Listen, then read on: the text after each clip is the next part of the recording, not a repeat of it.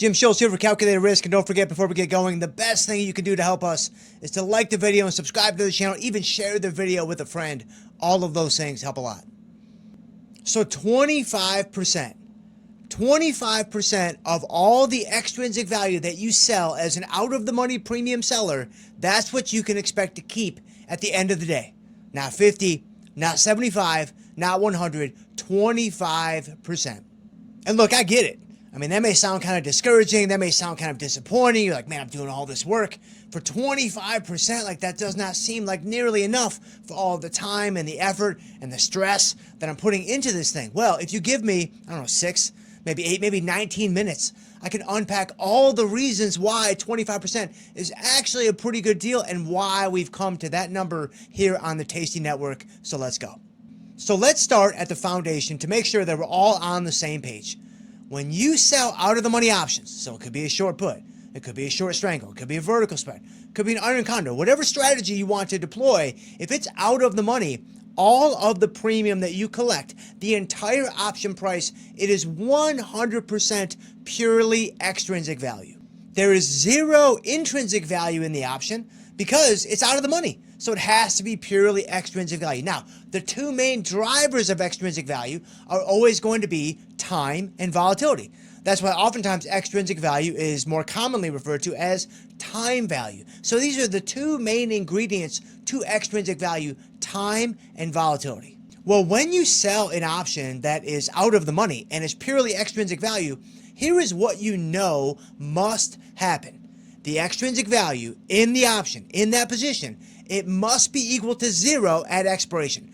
Not maybe, not sometimes. It has to be equal to 0, and it has to be equal to 0 because at expiration, the option price and the position is going to collapse down to its intrinsic value. There's no more time left to factor into the extrinsic value. There's no more opportunity left for the volatility to change the volatility premium that is in the extrinsic value. So you know, this doesn't guarantee you're going to make any money, but you know that at expiration, the extrinsic value has to be gone. Okay, so then in a perfect world, what do? We just sell out of the money options and we kick our feet up on the desk and then we just wait till expiration, right? It's all extrinsic value. Extrinsic value has to go away at expiration. Like every trade, it's full profit. It's 100% gains. It's easy peasy, lemon squeezy, as my kids would tell me. And yes, in a perfect world, in a vacuum, in an ivory tower, in an academic ivory tower, that might be how it works. But in the real markets, in the real live markets that are moving and are changing and are living and breathing, it's not going to be that simple. And there's actually a term in economics that is called Ceteris Paribus. And I love this term. I used it a lot in the classroom because it does help us kind of understand, okay, what is happening with this specific variable? Ceteris Paribus means all other things being equal. So it simply means, let me focus in on this one variable and hold all the other variables around it constant. And it's a very useful term, especially if you're learning.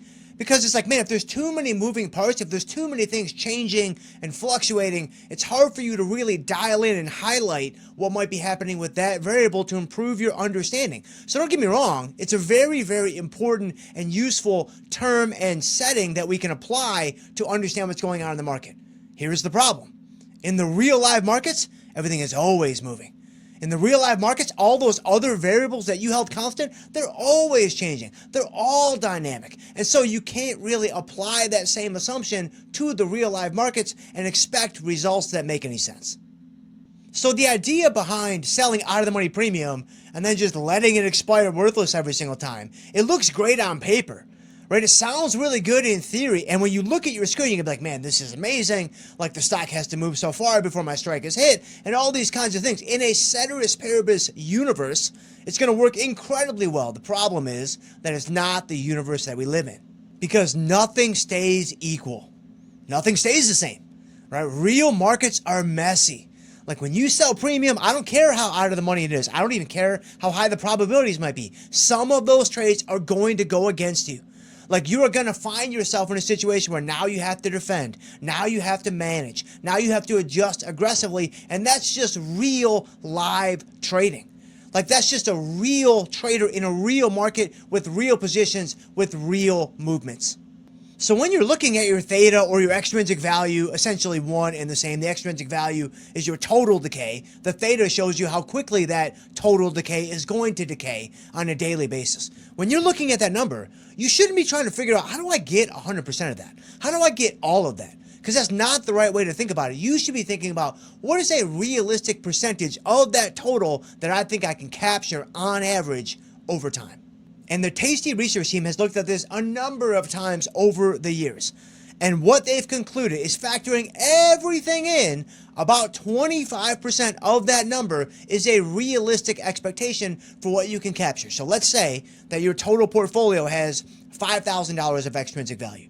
That means you're not keeping the full $5,000. You're not even going to keep $2,500. $1,250 is a reasonable expectation for you to keep when you factor everything in across the board on average over time. That means you're going to have some trades that you close at 50% of max profit. That means you might even have some trades that you let go to pretty close to worthless at expiration. You get close to max profit on that trade. You're going to have plenty of losers along the way. You're going to have to roll certain trades. You're going to have to close other trades for, partial losers. There's going to be everything across the board when it comes to what that number represents. It's all the winners. It's all the losers. It's all the easy ones. It's all the hard ones. Everything gets factored in to that 25% number. And so 25% of your total extrinsic value, that's what you can expect to keep at the end. That also applies to your daily theta, because again, they're essentially measuring the same thing. The extrinsic value is going to be your total decay. Your theta is going to be your daily decay. So if I get 25% of the total, or I get 25% on a daily basis, it's the same thing. So let's say that my daily theta at the portfolio level is 150. Well, I'm not going to keep $150 per day, but I can expect to keep maybe $37.50, about 25% of that 150 daily theta number.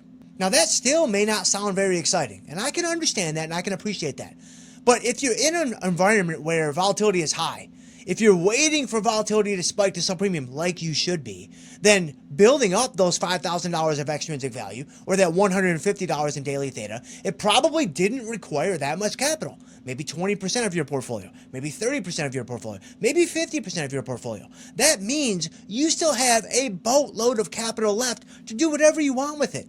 You can layer on more positions. You can buy T-bills. You can do whatever you want to do with that additional capital. And now you have all this decay working for you. You have all this premium that is burning on the side to move you closer to whatever goals and objectives you might have. Because that daily theta, that $37.50 in this example, it compounds. Like, it adds up over time. Like, little by little, you just look back after a couple of weeks, a couple of months, a couple of quarters, whatever, and you're like, man, like, I've built up a decent little amount of profitability in my portfolio this year, this quarter, whatever, and I didn't have to be right about direction, not a single time. Like, I didn't have to predict direction at all. When you sell out of the money premium, that is, in my opinion, your biggest advantage. Like, that is such a huge advantage. I don't even need to be right directionally. I just need to not be too wrong, and I'm going to get wherever I'm trying to go. So if I told you that I could build you a systematic approach to capturing 25% of your extrinsic value across your whole book and all your strategies, defined risk, undefined risk, high volatility, low volatility, on average, this is what you can expect over time. I think most traders would take that deal. Most traders would look at that and they'd say, wow, that's actually a pretty good deal at the end of the day. And that's what we're banking on. That's where we want to push our chips in the middle on here at Tasty. I think one of the biggest problems that a lot of traders make is they benchmark against the impossible. They benchmark against something that's totally infeasible, where they want to have all of their winners. They want to keep all the theta. They want to collect and capture all of the decay. And that's just not a realistic outcome, because real markets, they fight back. Right? Real markets, there's going to be a lot of friction. Right? As much as I love to say Ceteris Paribus, and as much as I love to use that term to help us learn and help us understand what's going on, the reality is that is not a real live trading setting. It never has been, and it never will be. So sell premium when volatility is elevated, let the probabilities play out, and make the market beat you. Capturing a quarter of your overall decay and your extrinsic value, that's not a loss. That's a win. And you didn't have to predict a single outcome to get it. And we'll see you guys next time.